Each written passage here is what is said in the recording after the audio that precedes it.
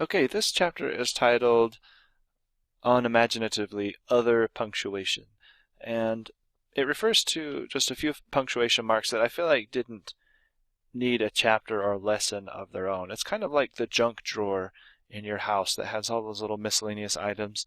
You didn't feel like each one of them deserved a drawer of their own or a place of their own.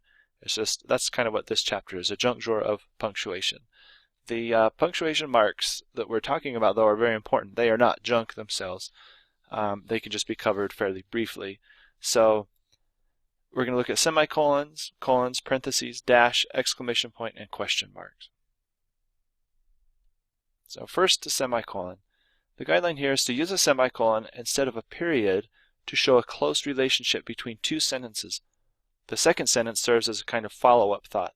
So you can see how I used a semicolon in that rule just as an example. Here's another example. I love studying grammar. It's the best. So you can see how these are two independent sentences. They work as standalone sentences. And that's your test for knowing whether or not you can use a semicolon.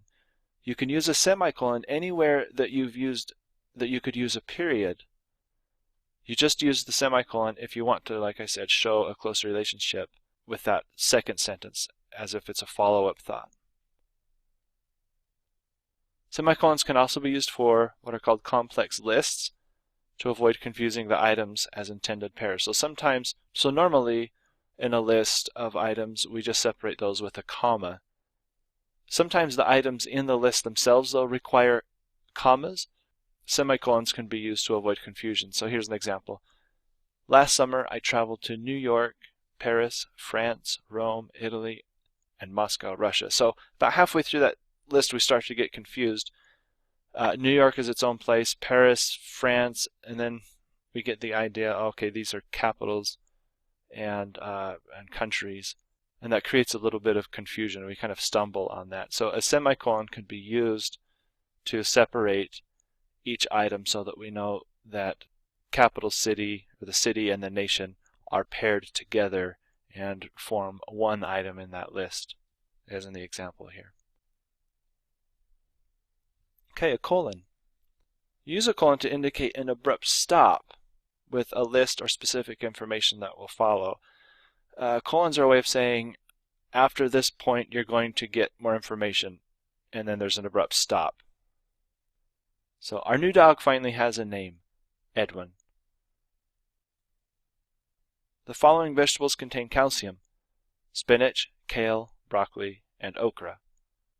Okay, so we can see how that comes up to a specific point as if to present a list and stop, and then we expect the list to follow.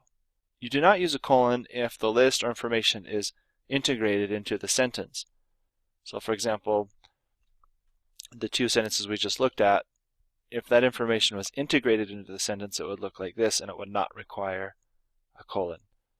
We finally gave our new dog the name of Edwin. Some vegetables that contain calcium are spinach, kale, broccoli, okra. Okay, so there would be no need for a colon in any of those sentences. Parentheses. You use parentheses to interject additional information that is a slight interruption to your line of thought. For example, when I went to New York last summer, first time ever, I didn't get to see the Statue of Liberty. 20 years ago, could it be that long? When I entered college, we didn't have the internet. So you can see that in each one of those cases, what's in parentheses there is actually a pretty strong interruption. It's not so slight, it's a fairly strong interruption to the flow of the sentence, and grammatically it does not integrate with the rest of the sentence. So we put parentheses around it to indicate that it's a disruption in the line of thought. A dash can be used to indicate inserted additional information, almost like a parentheses, but it's a softer kind of parentheses. On our way back, we saw another deer. We had seen several, standing in the middle of the road. So that insertion there, it's a little softer. It's not quite as abrupt as what we saw with the parentheses, and a dash would be a great choice for marking off that interruption. Dashes can also be used at the end of a sentence to create a kind of pause, indicating that information will follow. It's different than a colon, though. It's kind of a dramatic pause as we wait for a follow-up thought. For example, when we returned from vacation, our cat presented us with a little surprise, a litter of kittens. So a litter of kittens cannot stand alone as its own sentence, but it's kind of a continuation of the previous sentence. We just need a little pause in there, and it's almost a pause for a dramatic effect as well. The exclamation point. So exclamation points indicate strong emotion, and they're used mostly in informal writing. An exclamation gives a sense of urgency or even loudness to a sentence. And the biggest mistake here is to use the exclamation point too often, or to use multiple exclamation points as if to emphasize the idea. And that's just not necessary. Let the words that you're using, if you need a stronger statement, strengthen the words that you're using. Don't rely on an exclamation point. So adequate would be, I heard you got accepted into law school. That is wonderful. If you wanted to emphasize that last sentence there, an exclamation point would be adequate. It would be fine. Overdone would be, I heard you got accepted into law school, exclamation, exclamation. That is wonderful. So that's overdoing it. It's not necessary. It's loud, it's breathless, it's just too much for the sentence in question. Okay, question mark. It's pretty obvious that a question mark is used to indicate a question, but the most common error here with question marks is to put them after indirect questions. So for example, I wonder what we are eating tonight. This is not really a question.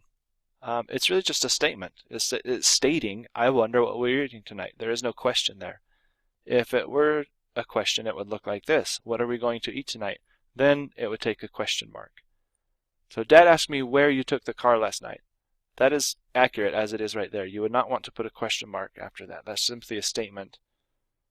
If you wanted to make it a question, it would look like, where did you take the car last night? Now that is a question. Okay, so that is our miscellaneous collection of punctuation marks and how to use them.